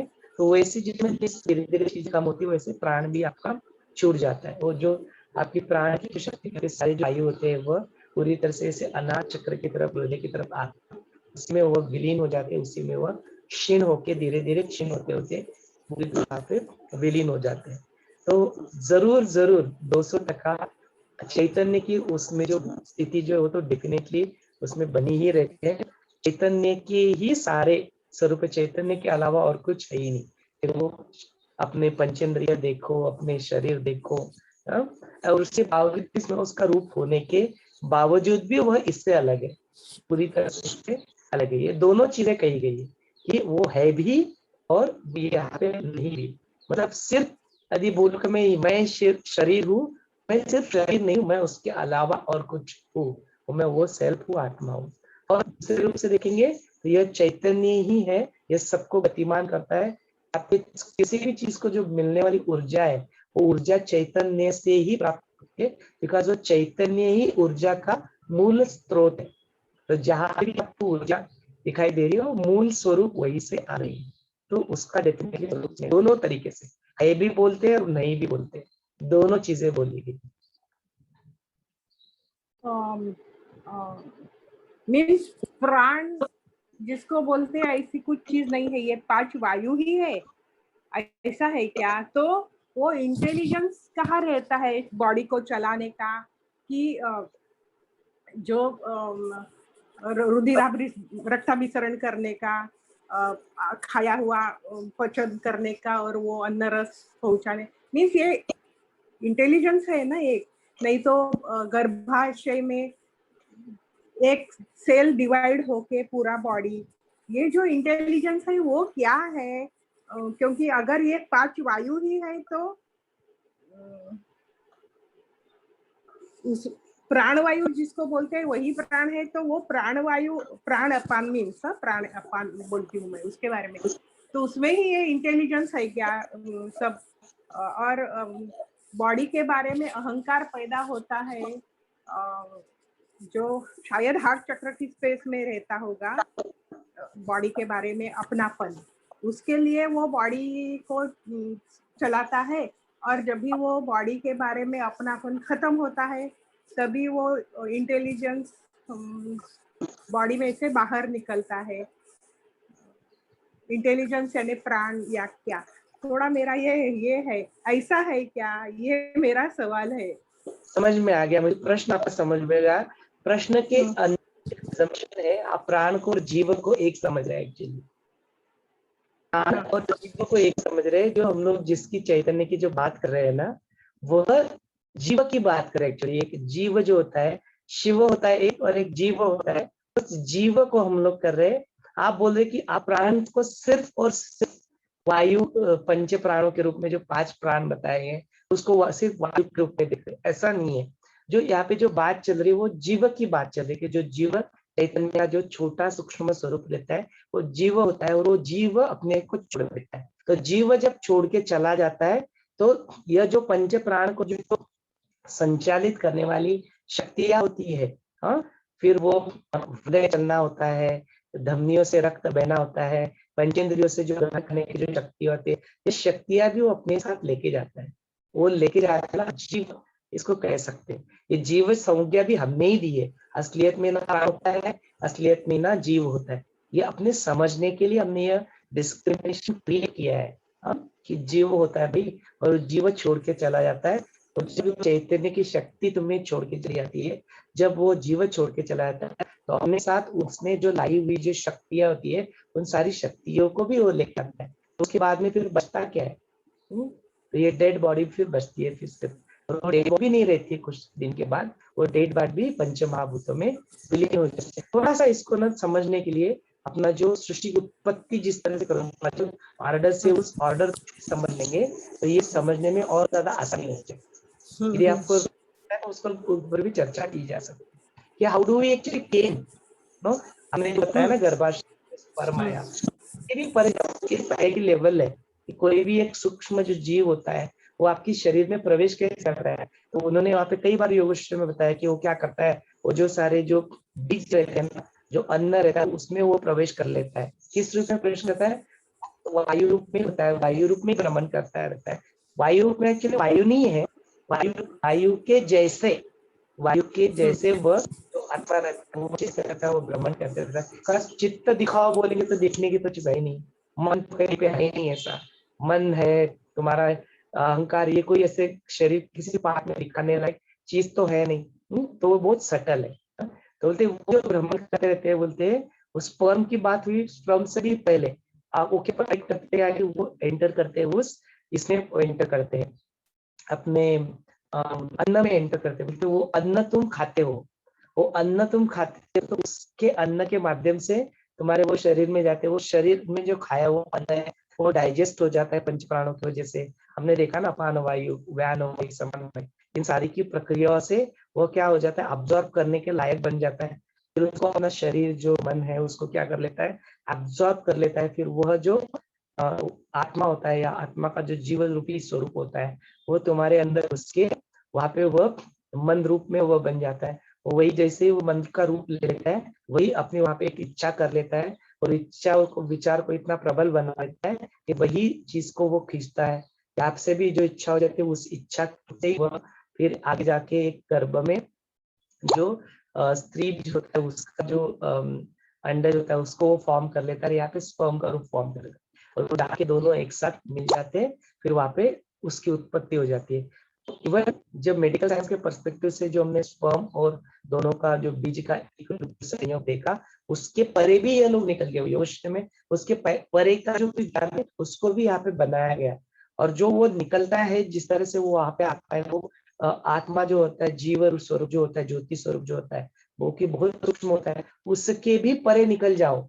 तो ये तो जीव की बात हुई, इंडिविजुअल कॉन्शियसनेस की बात हो गई। जो उसके भी जो परम तत्व है, जो आत्मा ब्रह्मन शिव जिसको हम कहते हैं, उसकी बात किया जाए तो उसके अंदर चिदाकाश जो है, उस चिदाकाश में ये सारे छोटे छोटे जीव जिनका चित्ताकाश बन गया है। और ऐसे तो कई सारे ब्रह्मांड है, ऐसे कई सारे जीव है जो ऐसे भ्रमण करते रहते हैं अलग अलग लोकों में। और यहाँ पे तो हम लोग सिर्फ भूलों की बात करते हैं, और जो अपना पाताल लोक और पृथ्वी लोक और स्वर्ग लोक की बात करें, लेकिन यहाँ पे तो इन्होंने कई सारे लोकों की बात कर ली ना, कई सारे ब्रह्मांड की बात वशिष्ठ मुनि ने कर ली। माने इनकी सोच देखो कितना गहन, कितने डेप्थ तक ये लोग जा रहे थे। तो यही चीज हो जाती है करते करते करते, इससे देखो वहां से सृष्टि के मन में वो चैत्य उत्पन्न हो गया, चैत्य के साथ चित्त की उत्पत्ति होगी, मन उत्पत्ति, और मन के अंदर इसने सारा एक प्रोजेक्ट कर लिया।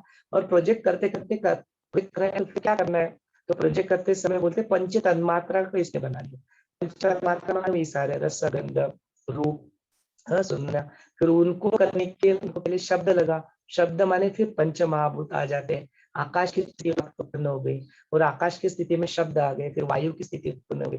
तो उस बाद में जो सारी ये पंच तन्मात्रा की जो थी उसको फिर व्यक्त करने के लिए उसको जरूरत पड़े कि किसी ग्रास लूट की जरूरत पड़ी, तो उसको करने के उसने चित्त बना लिया। उस चित्त ने क्या कर दिया, फिर उसी को शरीर जैसे थोड़ा और किया, उसी का उसने शरीर धारण कर लिया। शरीर धारण करने से ही फिर उसने वो पंचतत्व बना लिए। उन जो पंच तन्मात्रा की शक्ति थी उसमें वो शक्ति फूक के उनको ग्रहण करने की शक्ति भी प्रदान कर दी। ये सारी चीजें उत्पत्ति के प्रकरण में डिटेल वर्णन की। तो जब छूटता जब है ना, जब मृत्यु होती है तो it goes in reverse direction में यह फ्लो होता है कि जो जैसे आया था वैसे ही वो वैसे ही नष्ट होने लगता है। पहले जो सबसे पहले जीव आया था यहाँ पे, तो जीव पहले वहां से निकल जाता है। जैसे जीव निकल जाता है तो पंच तन्मात्रा जो होती है उनकी जो सारे वो भी क्रोनोलॉजिकल कुछ इमीडिएटली नहीं खत्म होती है, बोलते हैं उनका जो रहता है ना वो वहां पे रहता है, वो सोल्ड रहता है वो आत्मा, वो कुछ क्षण के छूटा नहीं वहां से, वो थोड़े समय के लिए रहता है वहां पे, इधर उधर इधर उधर घूमते हुए उसकी जो वासनाएं रहती है वो उसको छूटने नहीं देती है, वो रहता है। और उसकी जो बाकी की जो शक्तियां जो रहती है, जो पंचमात्रा की जो शक्तियां होती है वो सारी भी इमीडिएटली खत्म नहीं होती है। उनमें से कुछ इमीडिएट खत्म होती है, कुछ चीजें जो थोड़ी देर के लिए रहती है। इसको डिटेल में अगर जानना तो कठोपनिषद जरूर हम लोग चर्चा कर सकते हैं, पढ़ सकते हैं। वो यहाँ पे डिटेल में इसका वर्णन कहा गया है, योग वशिष्ठ में भी वर्णन आता है। इसको आप देखो ना तो ये सारी चीजें अपने आप क्लियर हो जाएगी कि प्राण क्या है, जीव क्या है, सारी जो शक्तियां क्या है, वायु अपने पंच प्राण देखे वो क्या है। तो एक नहीं है सिर्फ, जितना डिटेल में जाओगे तो लेवल डीप में जाओगे तो सारी चीजें पता लगती है कि अलग अलग चीजों को अलग अलग रूप में बताया जाए।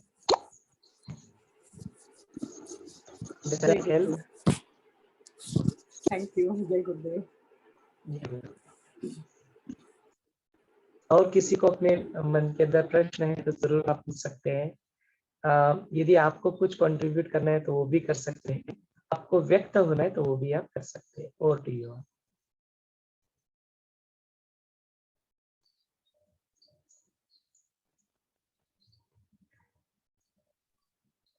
Thank you, Sobhishwarji and Jai Gurudev, to all of you. That was a very beautiful explanations that you gave. It's amazing.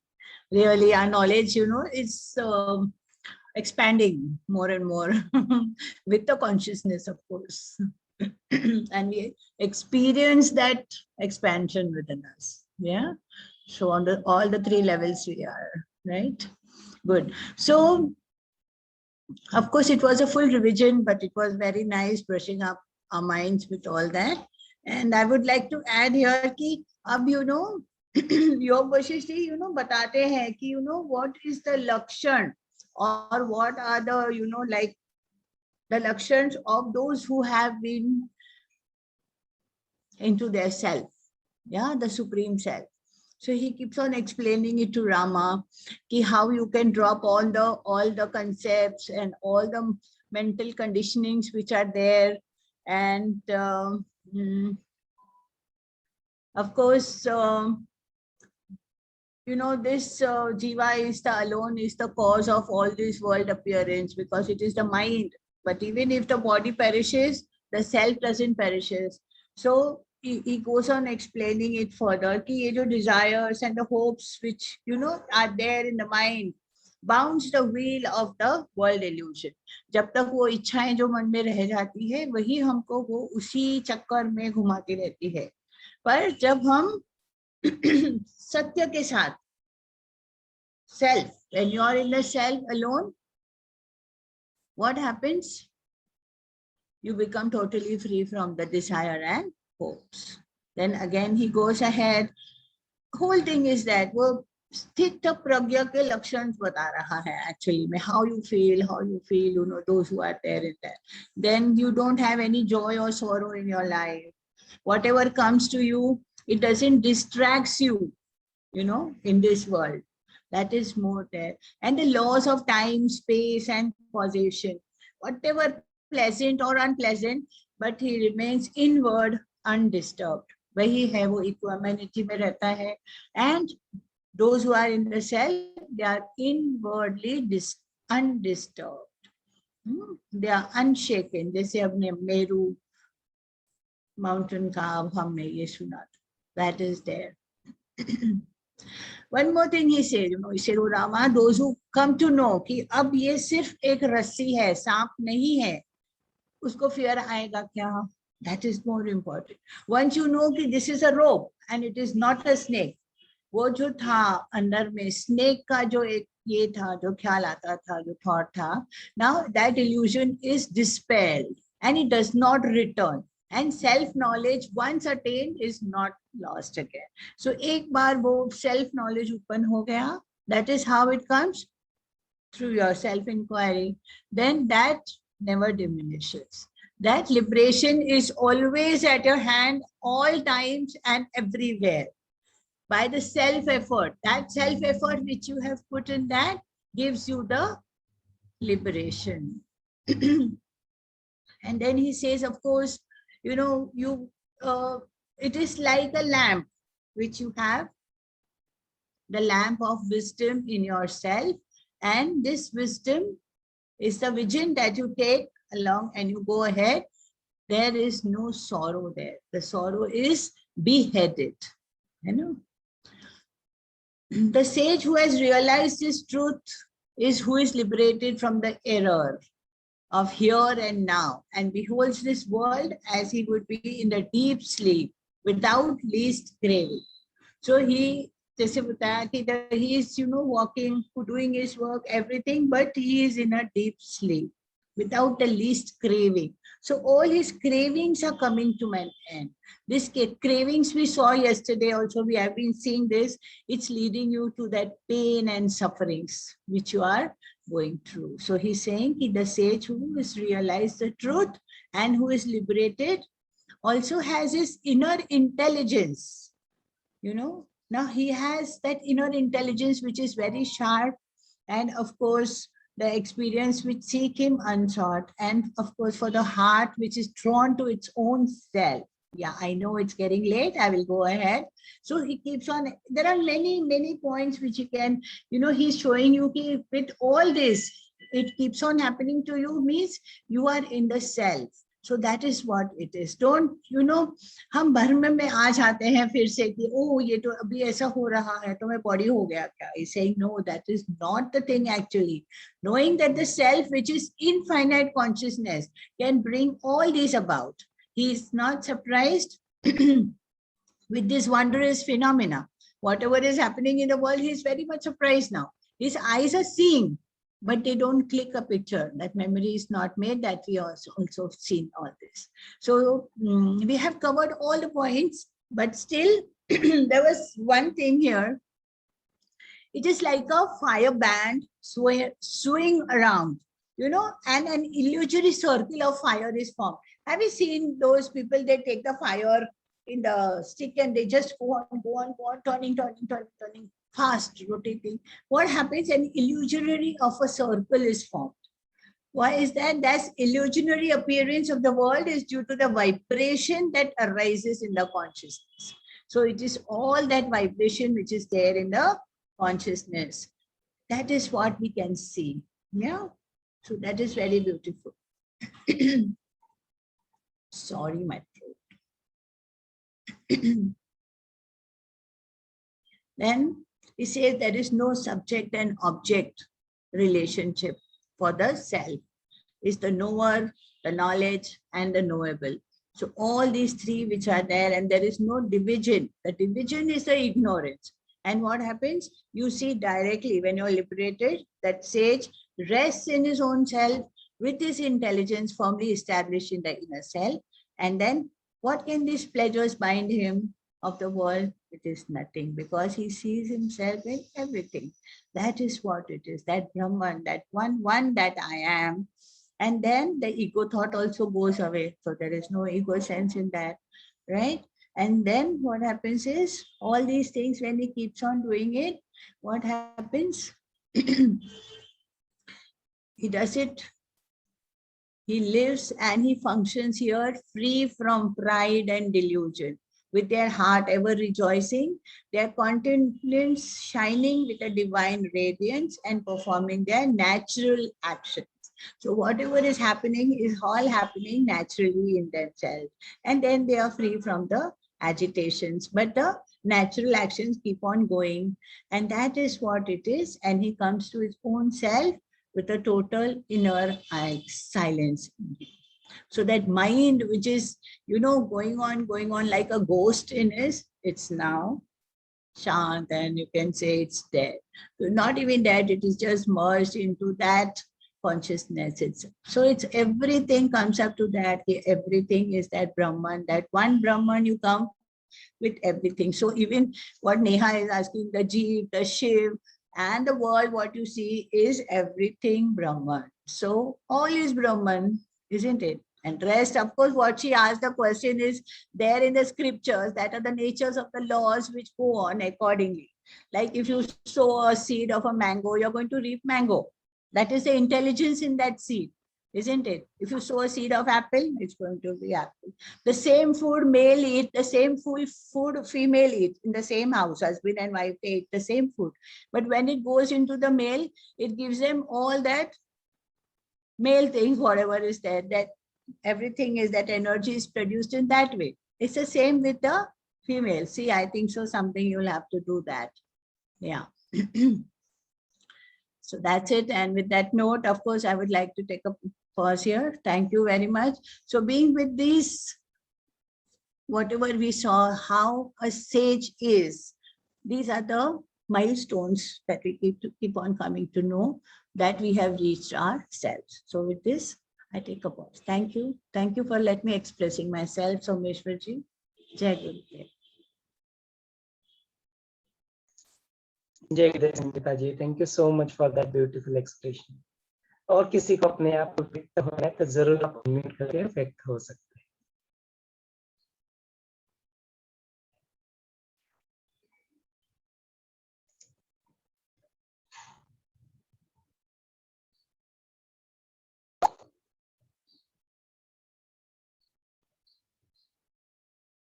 What's that background noise? It keep on coming.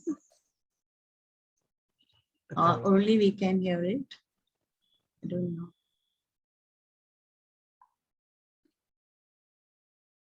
ठीक है, आज के इस सत्र को हम लोग यहीं पे समापन कर लेते हैं, रोक लेते हैं ताकि पुनः एक बार करने पाए। जय गुरुदेव।